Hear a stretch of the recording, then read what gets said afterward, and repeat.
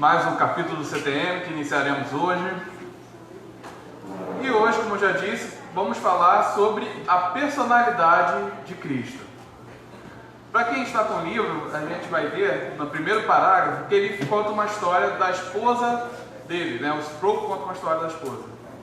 E essa história, neste livro, está um pouco resumida. Tem outro livro dele que ele conta um pouquinho mais, eu vou falar essa história estendida. Que é o quê?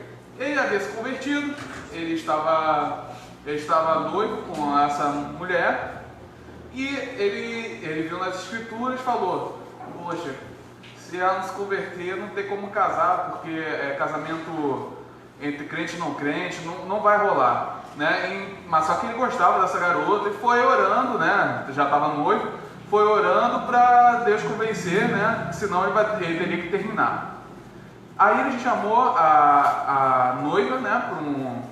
Para uma reunião de estudo bíblico, né? Sobre a palavra de Deus, mas dizendo. E aconteceu que no dia seguinte ela havia se convertido. E ela falou: agora eu sei quem é o Espírito Santo.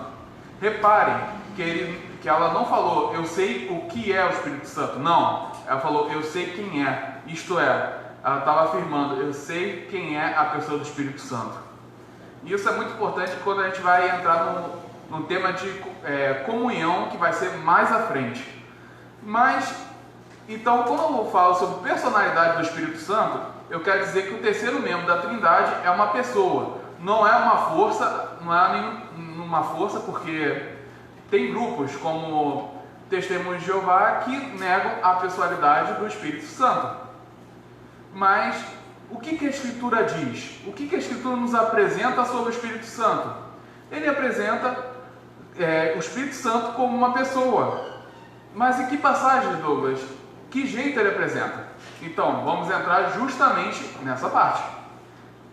Primeiro, o Sproul nota muito bem que os pronomes pessoais são usados em referência ao Espírito Santo. A gente pode ver isso em João 16, versículo 13, que diz: mas quando o Espírito da verdade vier, ele os guiará a toda a verdade.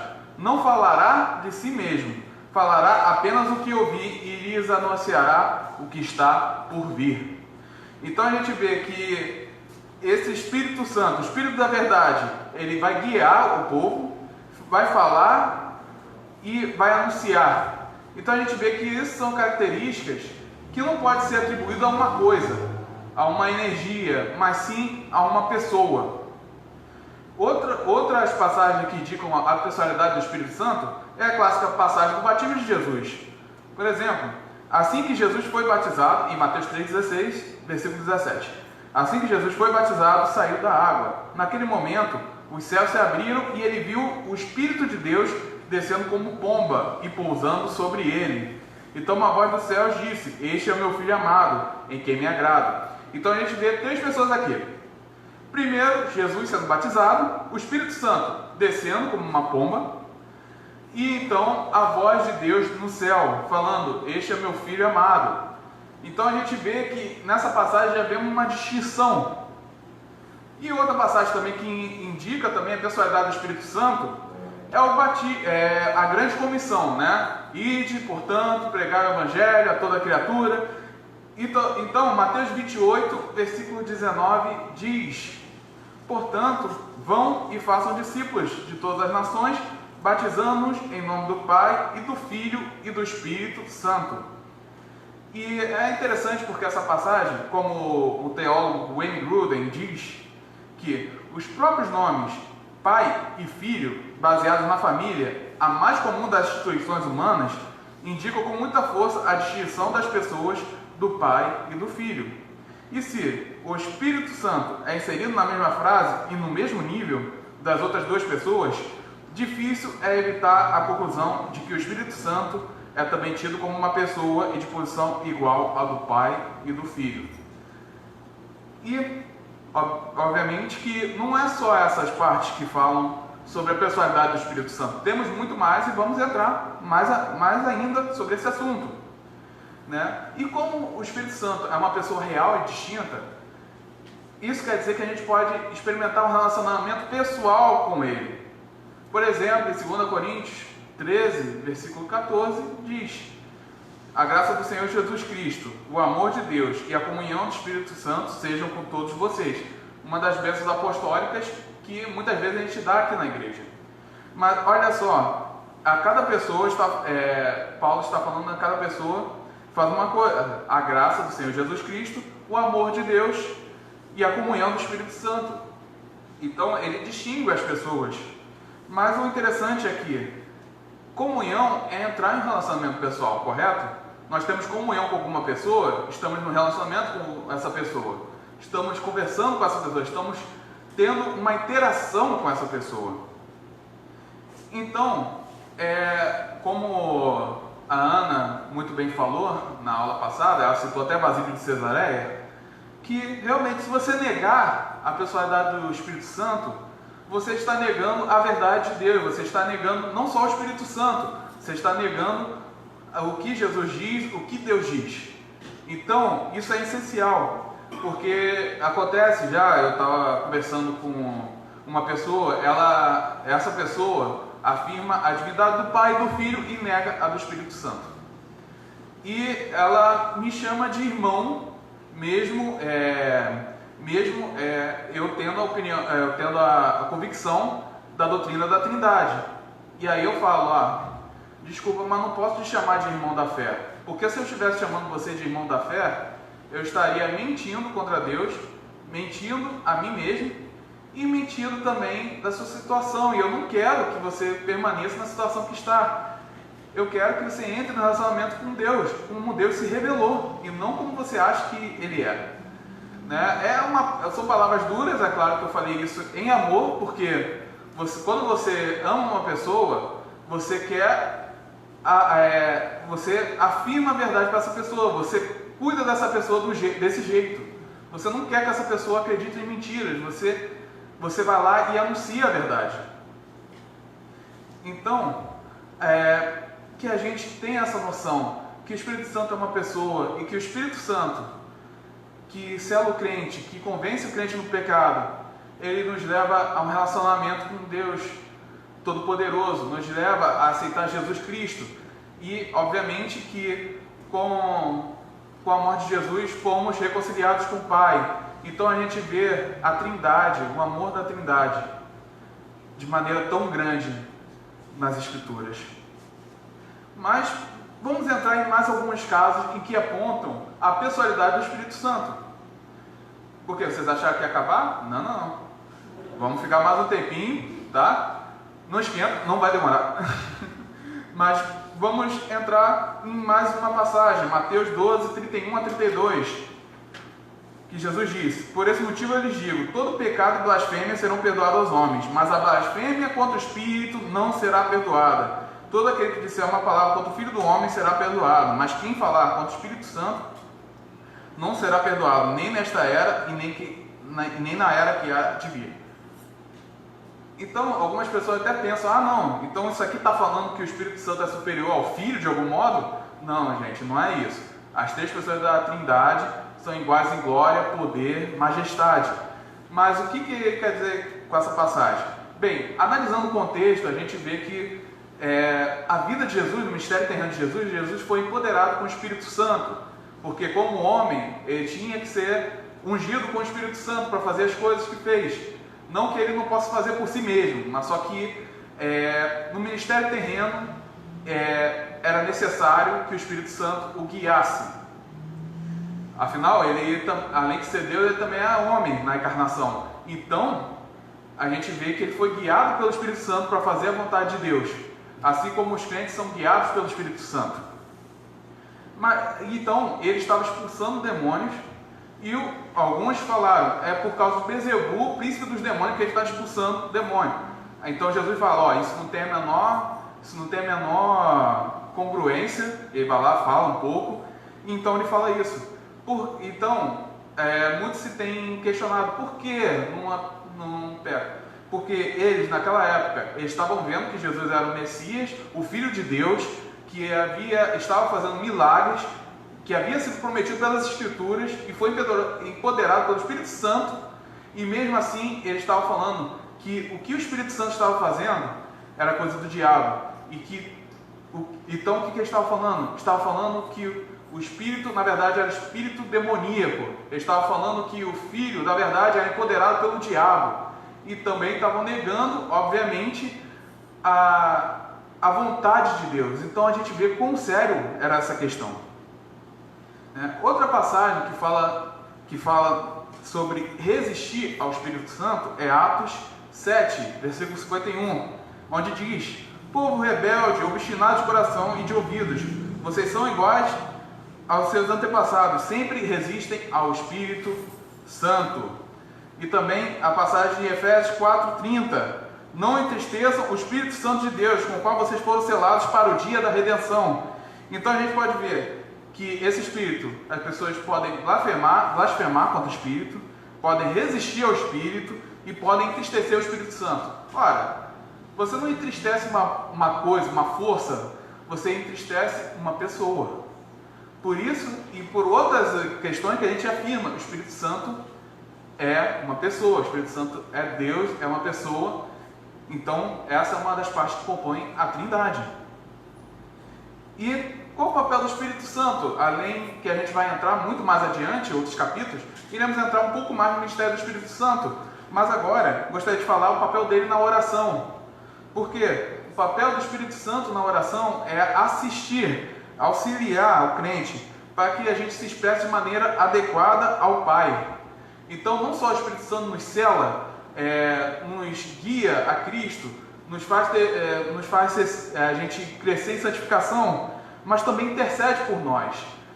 Então, como Jesus, o Espírito Santo também intercede por nós. Então, o Espírito está conosco e intercede quando a gente não sabe o que falar. Muitas vezes a gente fala, você pode dizer, eu oro mal, mas gente, o Espírito Santo está ajudando todo mundo aqui, está intercedendo por todo mundo, ok? Jesus Cristo. Então, não fique com medo de orar para Deus, porque saiba que o Espírito Santo está guiando. E também gostaria de citar alguns versículos em que o Espírito Santo desempenha tarefas que só pessoas desempenham. Por exemplo, João 16, versículo 7. Mas eu lhes afirmo que é para o bem de vocês que eu vou. Isso aí é Jesus falando. Se eu não for, o conselheiro não virá para vocês, mas se eu for, eu enviarei. Então, o Espírito Santo é o conselheiro. E João 16, 8. Quando ele vier, convencerá o mundo do pecado, da justiça e do juízo. De novo, convencer é uma coisa que uma pessoa faz. E para passar de João 16, 13, como eu já disse, eu não vou repetir falando desse versículo, mas a gente vê que o Espírito da verdade guiará, anunciará, falará. Isso são características de uma pessoa. E 1 Coríntios 12, 11, todas essas coisas, porém, são realizadas pelo mesmo e único Espírito, e ele as distribui individualmente a cada um, conforme quer. Então, a gente vê também em Romanos 8, 26 e 27, da mesma forma, o Espírito nos ajuda em nossa fraqueza, pois não sabemos como orar, mas o próprio Espírito intercede por nós com gemidos inexprimíveis. E aquele que sonda os corações conhece a intenção do Espírito. Então, o Espírito tem uma intenção, porque o Espírito intercede pelos santos de acordo com a vontade de Deus, como eu disse anteriormente. Aí pode ser que alguma pessoa que discorde da pessoalidade do Espírito Santo venha afirmar, mas pessoas não podem encher outras pessoas, nem preencher. Mas, gente, a gente está falando de um ser que transcende o que o ser humano entende. Então, a gente vê isso também como seres espirituais, outros seres espirituais, como, por exemplo, demônios. Demônios possuem pessoas, correto? Então, a gente pode pensar, então a gente vai negar que demônios sejam pessoas pelo fato de que eles possuem seres humanos? Não. Tudo bem, a gente não possui outros seres humanos, mas só que a gente não nega a personalidade desses seres espirituais.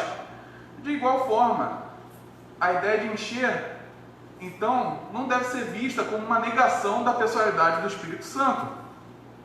E também alguns podem dizer, não, é um artifício literário. Como assim, Douglas?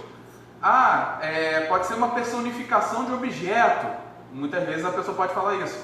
Por exemplo, se você pegar aquelas narrativas, assim, nos contos, que botam, por exemplo, eu tinha um livro que era a história do livro narrando a vida dele.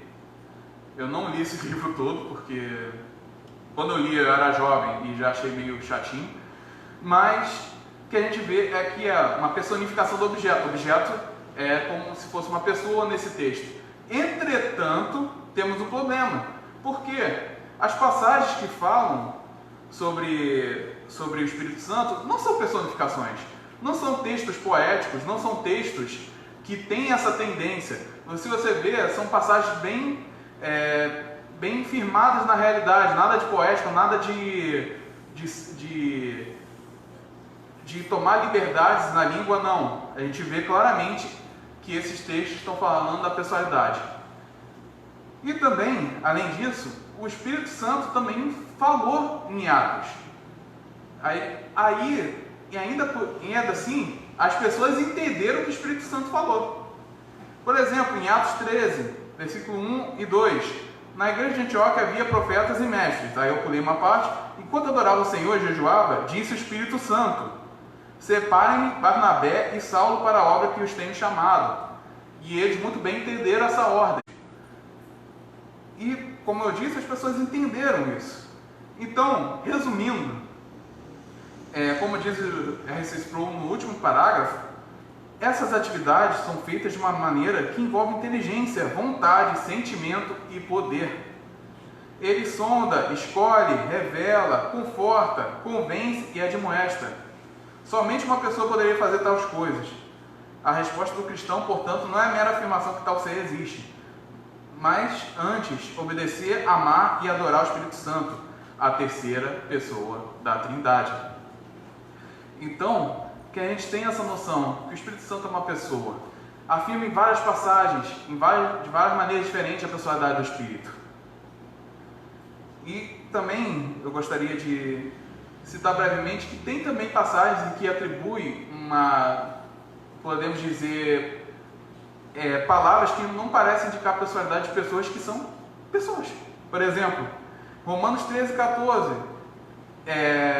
Paulo diz, pelo contrário, revistam-se do Senhor Jesus Cristo e não fiquem premeditando como satisfazer os desejos da carne.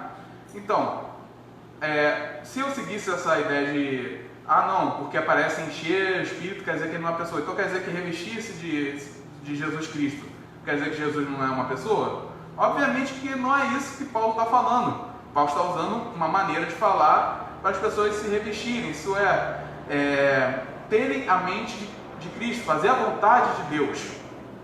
Ok? E agora eu vi algumas perguntas, né, desse capítulo e gostaria de citar que tem uma pergunta que diz: o que é entristecer o Espírito Santo? Bem, entristecer o Espírito Santo é quando a gente desobedece a vontade de Deus. A gente deve ter uma vida que nega as vontades da carne e vive de acordo com Deus. Se a gente não faz isso, a gente entristece o Espírito Santo. E como alegrar o Espírito Santo? Obviamente, viver em uma vida de dependência com Deus. Viver fazendo a vontade de Deus. Porque o Espírito vai nos capacitar a isso. Nós podemos lutar contra o pecado porque o Espírito nos capacita. E uma pergunta: como podemos aumentar nossa comunhão com o Espírito? Afinal, se o Espírito é uma pessoa e estamos em comunhão com o Espírito, como podemos fazer isso? Bem, tem uma passagem em Efésios 5, 18, 20, até ali na abertura do culto, que diz: não se embriaguem com vinho que leva à libertinagem, mas deixem-se encher com o Espírito, falando entre si com salmos, hinos e cânticos espirituais, cantando e louvando de coração ao Senhor, dando graças constantemente a Deus Pai por todas as coisas, em nome de nosso Senhor Jesus Cristo. E além disso, tem um comentário muito bom, na verdade é um devocional no ministério do R.C. Sproul, em que ele menciona rapidamente, não o R.C. Sproul, é uma outra pessoa que fala, mas vai estar no slide também, que ser cheio do Espírito é entregar-nos voluntariamente a sua obra santificadora, enquanto ele nos prepara para o dia final. Ao fazer isso, nossa união com Cristo é fortalecida, nossa comunhão com o Pai é aprimorada e cada vez mais carregamos a imagem do próprio Deus. Então, quando a gente entra em comunhão com o Espírito, nossa união com Cristo é fortalecida, nós temos uma comunhão aprimorada com o Pai. Então, que a gente não negue a personalidade dessa pessoa do Espírito Santo, que a gente firme a personalidade dele, assim como afirmamos do Pai e do Filho, e que adoramos o Deus em Trindade, e que possamos glorificar o Deus Trino, porque Ele nos amou e veio nos salvar. O Pai enviou o Filho morreu por nós, ressuscitou, e quando o Filho foi exaltado, Ele enviou o Espírito Santo para que a gente não ficasse sozinho. O Espírito Santo, e nós somos o templo do Espírito Santo. Então, que possamos viver com essa verdade em mente, que quando algumas mentiras e heresias são usadas, que a gente possa saber a verdade, porque muitas vezes, irmãos, a heresia, já até expliquei isso uma vez, as pessoas tem uma frase que toda pessoa que está em erro, ela tem uma passagem preferida, e ela pega essa passagem, que significa uma coisa, e aumenta ela de tal maneira que desfigura totalmente o versículo. Por exemplo, essa parte que fica cheia do Espírito Santo, obviamente vai ter pessoas falando, então o Espírito Santo não é uma pessoa, não é isso que o texto está dizendo, e não é isso que as Escrituras apresentam como um todo. Então, que a gente se sujeita à vontade de Deus, ao que Deus revelou nas Escrituras, irmãos. Irmãos, acabou a aula, foi bem rapidinho, né? Mas gostaria de saber, vocês têm alguma pergunta que eu possa responder? Pode mandar. Ninguém? Opa! Pode falar. Vai chegar ali no microfone. Sempre eu. Ah, que isso. Já está chegando já.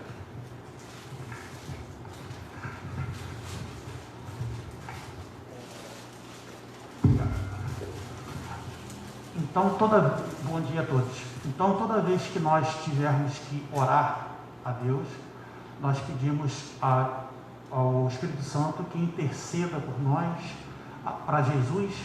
É isso que você falou? Ou eu entendi uma coisa? Não precisa pedir para o Espírito Santo interceder, porque ele já intercede.